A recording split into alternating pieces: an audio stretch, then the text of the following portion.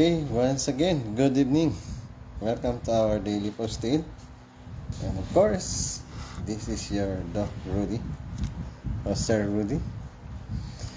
So our topic for tonight, or our sharing for tonight, is all about serve God at young age. No? Serve God at young age. So, first and foremost, no, for the last few days, no, because of some teachers are absent, no, and then of course, as a head teacher, I need to tackle their duties, and then actually it's quite funny, right? They have their teacher allowance, I don't have my teacher allowance, then I am teaching. Of course, that's good, no problem. Teaching has no problem, because that's also an opportunity for me to approach the younger generation in our school. So because they were absent, so I need to teach the young and then to guide them. Of course, why, if God is really inborn in you, or when God is inherent in you, so there's no way out that you can always speak about God, that there is a desire to speak the words of God, especially related to the core values. I started my sharing about God's word is in core values, because every now and then nationwide the DepEd is giving the core values, but sad to say, there is no clear understanding about these core values, how to become pro-God, how to become pro-man, how to become pro-nation, how to become pro-environment. And of course, if we will discuss it again later, but I center on that, and then I induce the words of God, and then I am quite surprised, because of course I am a teacher, I'm also a salesman, no? I know how to talk people, and I know the reality when I'm talking to the people. They don't need to give words, they don't need to speak. Their gesture, their body movements, I know what they are thinking about. And then I was quite surprised that the younger today are not fun, no? Or are not something strange, that they don't like to hear the words of God. No, I really don't know. Maybe they thinking I'm a teacher, I'm not a priest, I'm not a pastor. But in reality, no, I think whether who is talking about the words of God, there is an entitlement to listen with the words of God. We need to listen to the words of God, whoever is talking, and then filter it, no? I think you know what is filter. And basically, this is very, very common, especially in the social media, filter. So that means you need to filter the message, you filter the sharing, you filter the posts, no? Everything you should filter. But sad to say, when we talk about this filter, there are posts that is millions and thousands, no? But when you analyze, no, it has no social value, no? Whether entertainment-wise, it's gone too far. It's gone too far. And there is some instances that the Philippine national anthem are used as a funny thing, no? As a funny thing, as a funny matter. And I'm very sad, because they don't understand the value of our Philippine national anthem, no?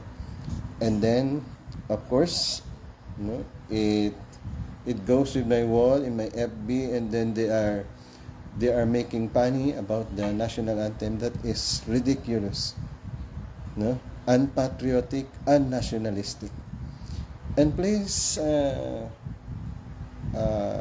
you will do me a favor if you can also advise the other people around, the other younger ones, that they should not make funny things, especially to the things that has a national value, no, that has a patriotic value.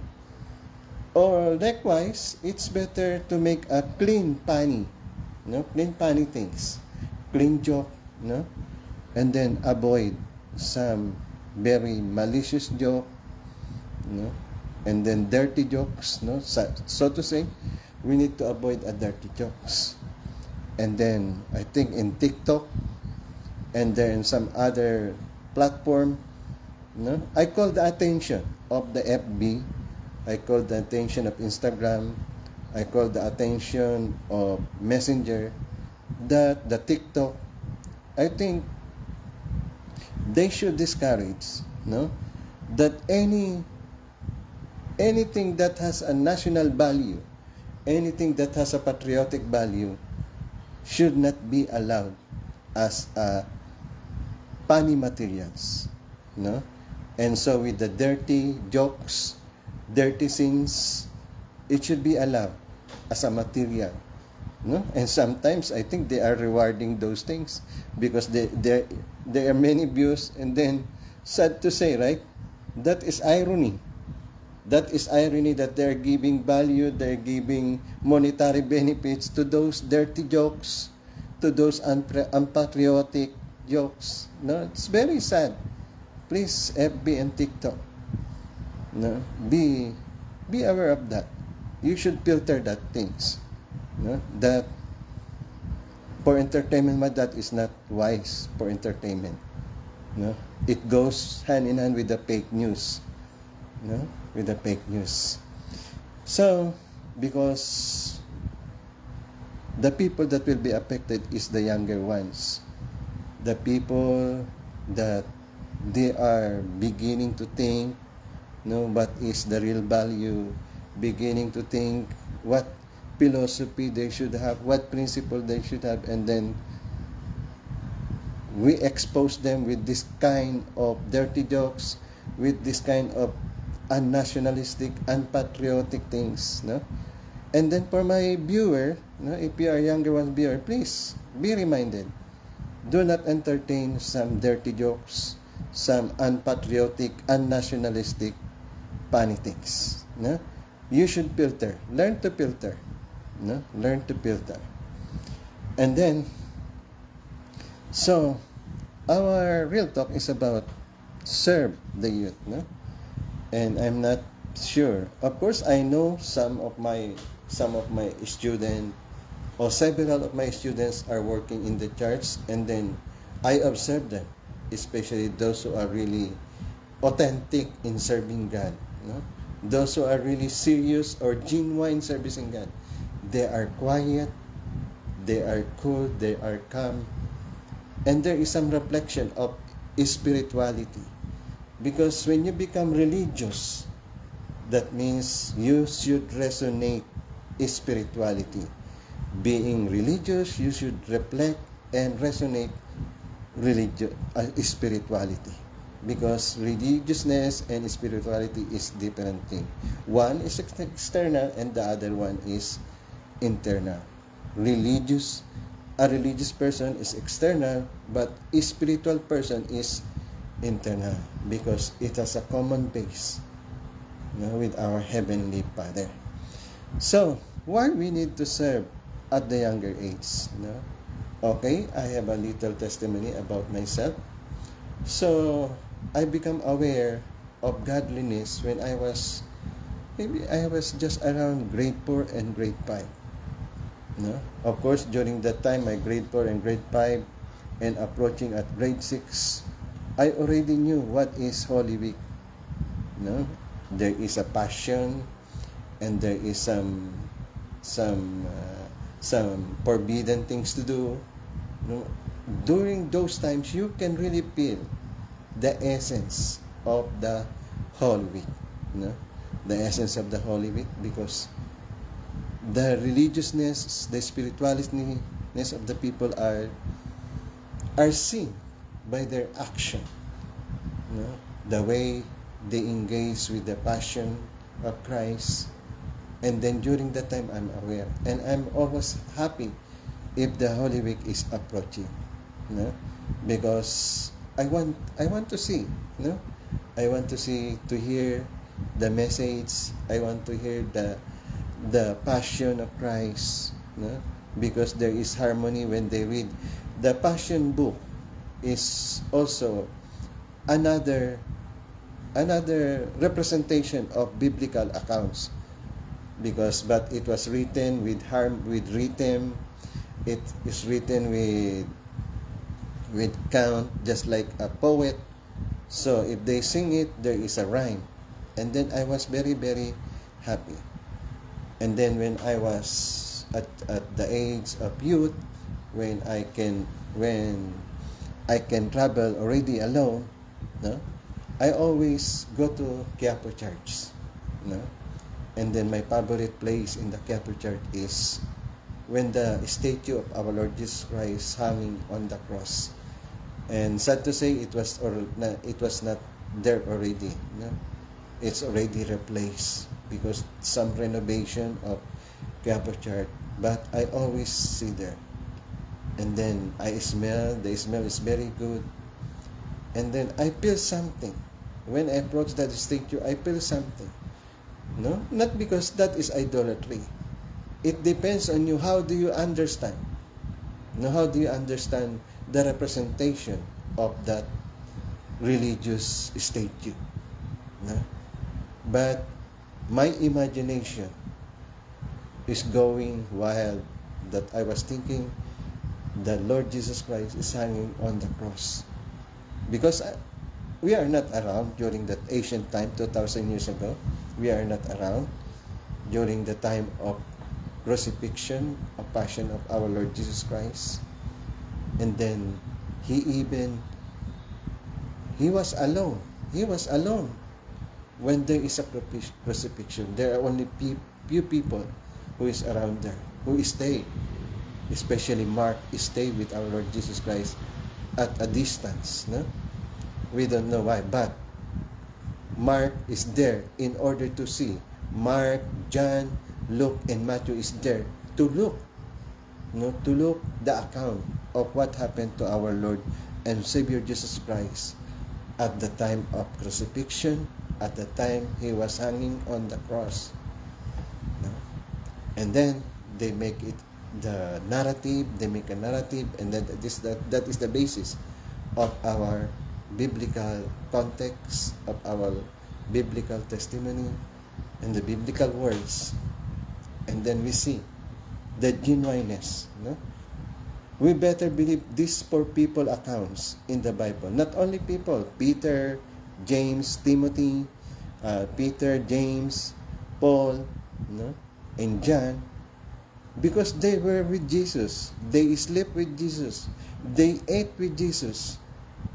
And they see the passion of our Lord Jesus Christ. They have the view, the clear view of what's happening to our Lord Jesus Christ. And then react in it. So that means that is believable. And the Bible was already contested.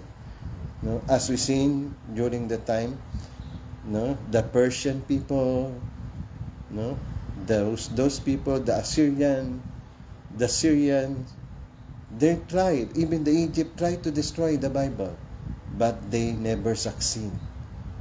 They tried to destroy the Israelites as a chosen people of God, but they never succeed. So that means there is really, God is really working. No? And then we have our Bible today. And then, so that means at younger age, I think I already talked about this, because beside of our school there is a convent. And in that convent there was, of course, there is a nuns, there is a priest, and they have that religious library. there was a illustration, comic illustration that you are going to hear, to see, to read about the life of King David, the life of Samuel, the life of Daniel, and even the life of our Lord Jesus Christ that is in a comics. And then from there, I realized many things. It gave me some points to be religious, to know God, to love God deeply at my younger age. And my younger age, during the time, I was already 12 to 14 years old during that time. No? I may not be serving God during the time, but the way my religious life was manifested, it is different of today. I'm not trying to be arrogant, no? But of course I am proud that God guided me along the way. God guided me along the way. And then from there, my religiousness, my spirituality was molded until such time that I became a missionary. And I'm happy with that situation because, of course, I was saved by Heavenly Father. I was saved by Lord Jesus Christ for anything bad to happen. Just like Joseph was saved, Moses was saved. No? These are the people who were saved by God. No? That if there is something to happen. So similarly, no? I was saved by God. No? I was saved by God. And then, this is the foundation. Why we need to serve God? We need to building a strong foundation of our faith. Because our faith will not stay with us. Our spirituality will not stay with us. What do I mean with that? That means we need to carry that spirituality, that religiousness. We carry it until such time that we have a family, we have a wife and a family. That faith must go from you to your offspring, and from your offspring to generation to generation to generation. And then the goodness, the foundation of goodness must be crystal clear, must be strong, must be strong. And then that will begin with you, with me, as a young people, how we understand God. That means the words of God is not a laughing stock. The words of God is not a funny matter. Perhaps we don't hear the words of God in our house. Perhaps the word of God we don't hear from our parents. But we need to understand the words of God. If somebody is speaking about the word, let us analyze what is the clear. Because when other people speak the words of God, perhaps God has something to say to you by using that people. By using that people. And then God used a prophet in order to talk with the people. So similarly, we are the same. And then to have a building a strong foundation of faith, we need to start at our younger age. The same as me. Started at my younger age. Then another thing is our relationship to God. That means our relationship to God must be clear. And then God's confirmation that we are standing along the way of God. Because there was a biblical passage says, the road to destruction is very wide, but the road to heaven is righteousness is very narrow. So that means to become godly, to become spiritual, it is not easy. And the words of our Lord Jesus Christ said, if you love me, take up your cross and follow me. So that means we will undergo the same suffering of our Lord Jesus Christ. Meaning to say, we will suffer. Because it is not easy to become good. It's not easy to become spiritual. No? It is not easy to come close to God. Why? Because there is the enemy who is trying to hold on unto us. And we need to let it go and then go back to God. And then, who are these people? Example of biblical example, like Samuel. Samuel at younger age was dedicated to God, by his parents. So that means ideally, serving God, knowing God should begin with our parents.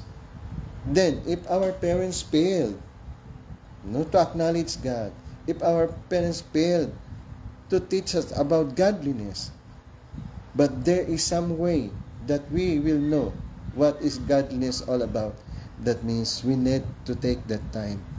We need to take that precious time. For example, me in this school, if some of you are my students listening, so if I'm talking about God, that means you need to grasp that opportunity. No? Because in some way or another, you'll be awakened, especially our love to God, our love to our Lord Jesus Christ, our obedience, our faith. No? And then David also served God at the younger age. No? At the younger age. Because he was commissioned to become a military at younger age. But he said, I don't need the uniform, I don't need the swords, I don't need the shield or the armor, I just need my slingshot. And I need faith. Faith to God, and then a slingshot. And then he carried the victory. He was able to kill Goliath by his slingshot. Why? Because of his faith with God, and because he loved God, and he loved his nation. Remember, in our core values, there is pro-nation. No? David loved the nation. So that means why he went to kill Goliath? First and foremost, Goliath was ridiculing God. No? Goliath was bullying Israel. No? That means his love for nation, his love for country, and his love for God was his motivation in fighting Goliath. And then he was able to succeed because of that kind of faith, a tremendous faith, an absolute faith. So, that means our younger age, we must demonstrate the same kind of faith, because that faith will not stand still with us, but we have to carry over, to carry it out to our offspring, to generation. The love of God should not stop within a person himself, but it must expand, to his wife, to his children, to family, society, nation, and world. The love of God must expand. Faith in God, obedience to God must expand. And then our Mama Mary at younger age accepted. The angel of the Lord declared down unto Mary and said, you will conceive a child at younger age. And then he followed. Yes, Lord, I will too. And then he was able to bear the Son of God. He was able to be used by God as the womb in order to send the beloved Son of God into this world. Because that is the natural process. That means the people must see to it, the growing Son of God. And then he was able to do it. So that means, why? Why we need to follow God? Because first and foremost, we have our idealism. Right? Because of our idealism. That means at our younger age, we must look. We must be able to conceptualize, contextualize, and to realize the kingdom of heaven. Then how we can do it? We need to have spiritual growth during our younger age. Our younger age. And then, of course, at younger age, we must possess the love of God. We must possess the spirituality coming from God, so that when we can become a leader, we can lead according to God's will, according to God's motivation.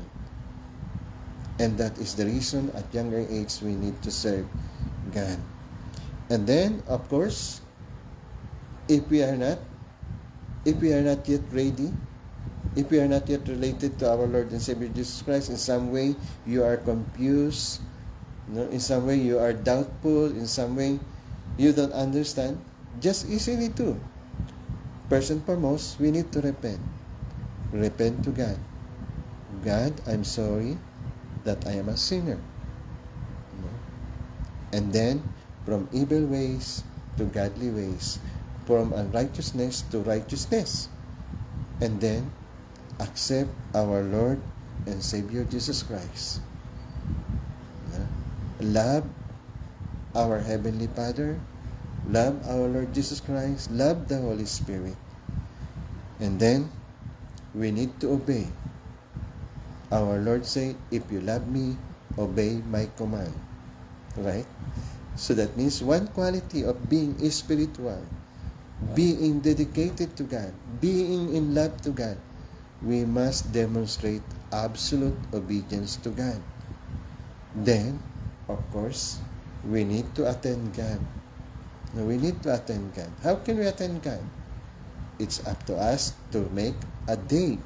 It's up to us to make a time on when we need to pray, when we need to meditate on God, but we need to attend God.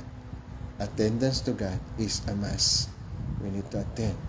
And then, lastly, when we accept our Lord Jesus Christ, when we become spiritual in the name of God, in the name of our Lord Jesus Christ, through our Holy Spirit, that means what we need to do, we need to participate in building the kingdom of heaven on earth. We need to build the kingdom of heaven on earth so that nobody will be left behind, so that nobody will be sent to hell, nobody will suffer to hell.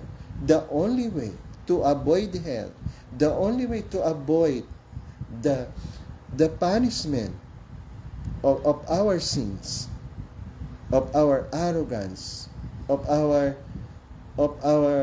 stupidity, is we need to participate in building the kingdom of heaven. Because that is reality. God will not create for nothing. God created this world as a kingdom of heaven. Can you imagine the earth? Right? Very wonderful. Some astronauts said, if you look the earth from the outside, you will see the beautiful earth, reflection of God's beauty, the reflection of God's principle, the reflection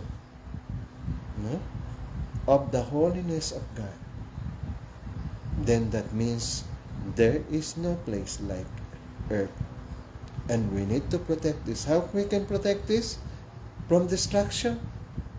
We need to build the kingdom of heaven. If we fail, sad to say, we will face the consequence. Just like Sodom and Gomorrah. There are two situations that God demonstrated to us. One is Nineveh, and the other one is the Sodom and Gomorrah in the time of Noah. So during the time of Noah, they experienced the flood's judgment. Why? Because they didn't repent. They didn't obey God. They lost their faith in God. In Sodom and Gomorrah, the same thing. They don't repent. They don't show love for God. They neglect God. But it is quite different to Nineveh. Jonah said, God will destroy Nineveh. No, that is some region of Persia. And then, what happened? The king was reached by the message. So that means in the span of 40 days, Nineveh repented and they were saved from the destruction. So, you see, God show us the way. Repent. The only way The only way to avoid the punishment is to repent.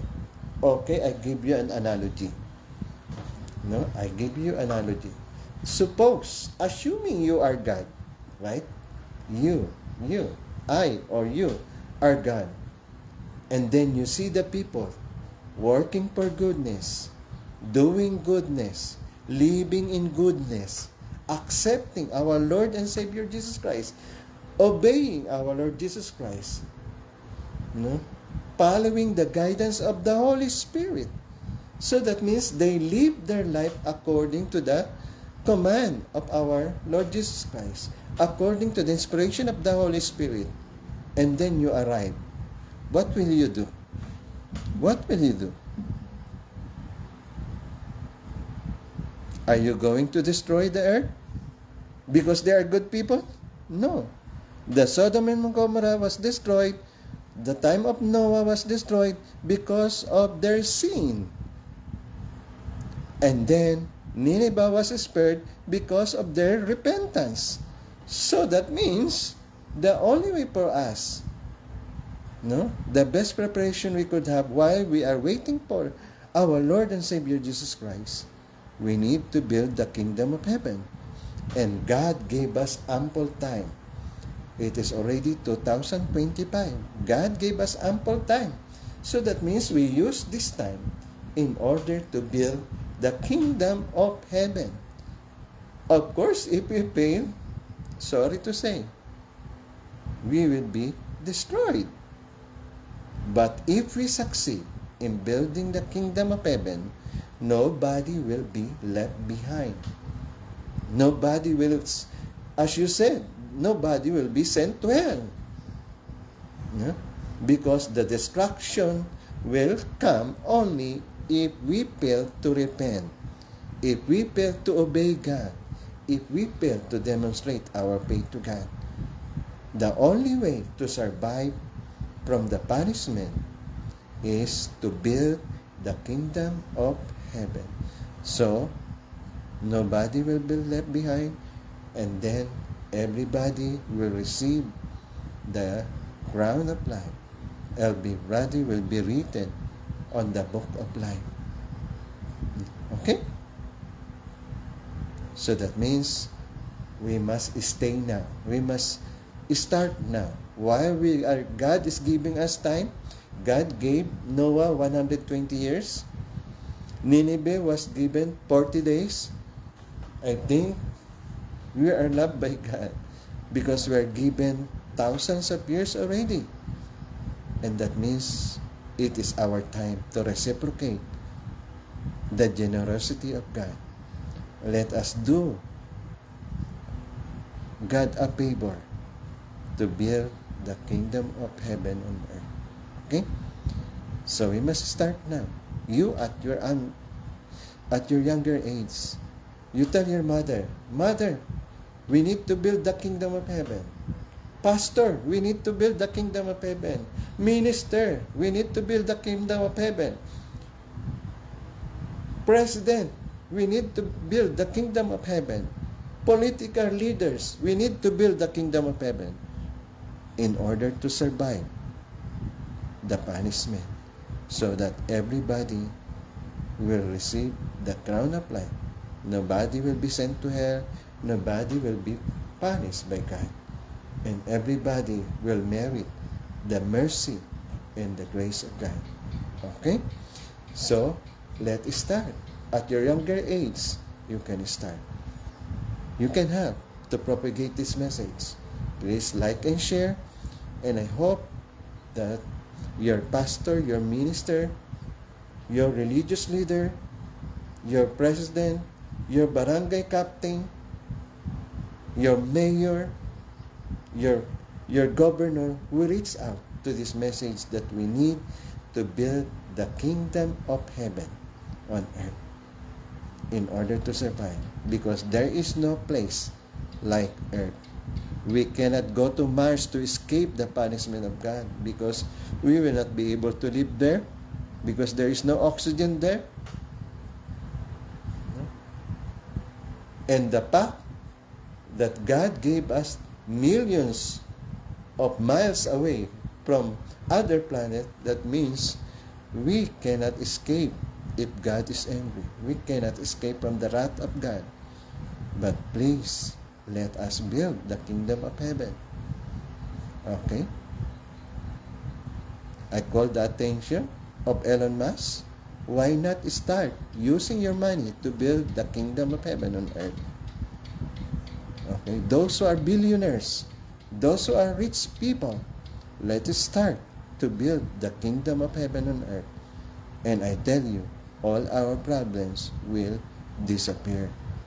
And then, when the Lord arrives, He will say, "Good work, my son. Good work, my servant.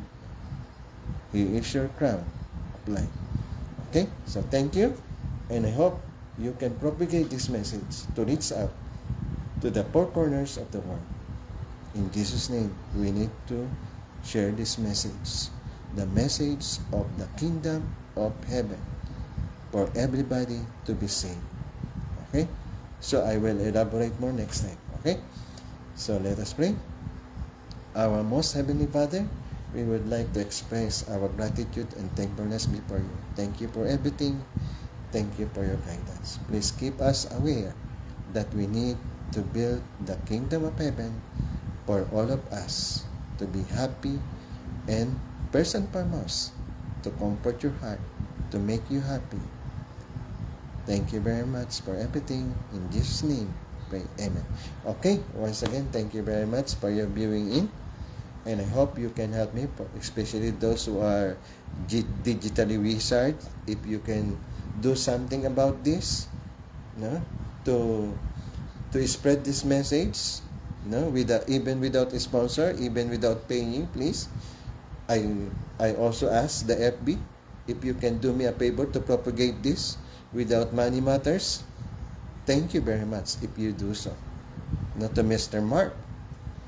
No, if you propagate this message, then that will be all right. I will be happy. And then the people will be reached out. And then we can build the kingdom of heaven on earth, so that the next generation will live peacefully and happily. Okay? Thank you for everything. God bless to us. And I hope to be thankful to our Heavenly Father, to our Lord and Savior Jesus Christ, to the Holy Spirit that guide us. So thank you once again, and I would like to see you again for the next episode of our daily posting.